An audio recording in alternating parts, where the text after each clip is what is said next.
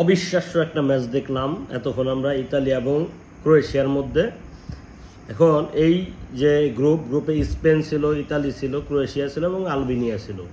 এদের মধ্যে স্পেন আগের দুটা ম্যাচ জয় হয়েছে, তারা 6 পয়েন্ট নিয়েছিল। আজকেও জয় হয়ে আলবেনিয়াকে হারাই দিচ্ছে 1-0 গোলে। ফেরান তোরেস একটা সুন্দর গোল করছে। মোটামুটি স্পেন গ্রুপ চ্যাম্পিয়ন হয়েছে, তারা দ্বিতীয় রাউন্ডে চলে গেছে। এখন দ্বিতীয় রাউন্ডে আর কে যাবে? ক্রোয়েশিয়া নাকি ইতালি নাকি আলবেনিয়ারও চান্স ছিল, যেহেতু আলবেনিয়া হেরে গেছে তার টপিকটা আনছি না। ক্রোয়েশিয়া অথবা ইতালি। 55 মিনিটে ক্রোয়েশিয়া পেনাল্টি পায়, সেই পেনাল্টি লুকা মদ্রিচ পেনাল্টিটা মিস করে এবং সেটা যখন ডোনারুমা ওইটাকে ফিরাইয়া দিল তখন ওই বলটাই আবার ব্যাক করে আসে এবং লুকা মদ্রিচ গোল করে। কি নাটক! অস্থির, অবিশ্বাস্য নাটক।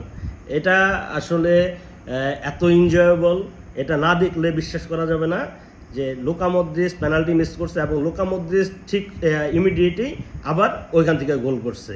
গোল করে মোটামুটি ক্রোয়েশিয়া 1-0-তে এগিয়ে গেল ইতালির থেকে। এটা হলো লুকা মদ্রিচের পেনাল্টি মিস।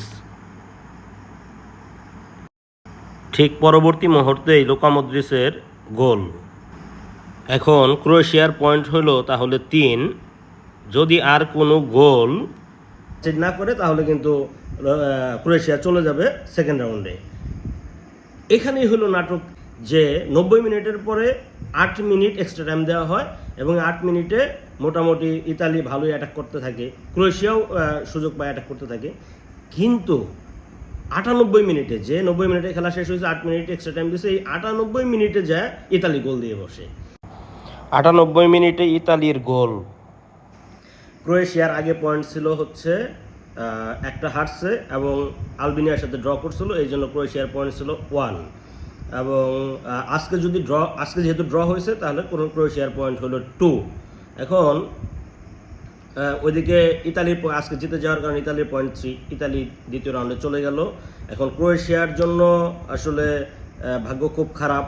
সম্ভবত সেকেন্ড রাউন্ডে ক্রোয়েশিয়ার যাওয়ার সম্ভাবনা খুব কম থাকবে, যদিও যে বিভিন্ন গ্রুপ থেকে যে 3 নাম্বার টিমগুলো থাকবে, তৃতীয় হবে যেগুলো, তাদের মধ্যে থেকে যারা পয়েন্ট, তারপর গোল এগুলোতে বা বিভিন্ন সমীকরণে এগিয়ে থাকবে তাদের মধ্যে থেকে 4টা টিম যাবে। কিন্তু ক্রোয়েশিয়ার পয়েন্ট যেহেতু 2 এবং সেক্ষেত্রে এদের ক্রোয়েশিয়ার সম্ভাবনা কিন্তু খুব কমই থাকবে।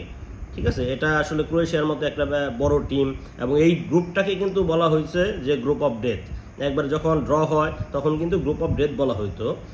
ক্রোয়েশিয়ার মতো এত বড় একটা টিম আসলে টুর্নামেন্ট থেকে বাদ পড়ে গেল, এটা আসলে কষ্ট লাগলেও এটাই আসলে ফুটবল। ঠিক আছে, ধন্যবাদ সবাইকে, সবাই ভালো থাকবেন, খেলা দেখুন। জমজমাট একটা সময় আমরা পার করছি যারা আমরা ফুটবল প্রেমী আছি। ধন্যবাদ সবাইকে।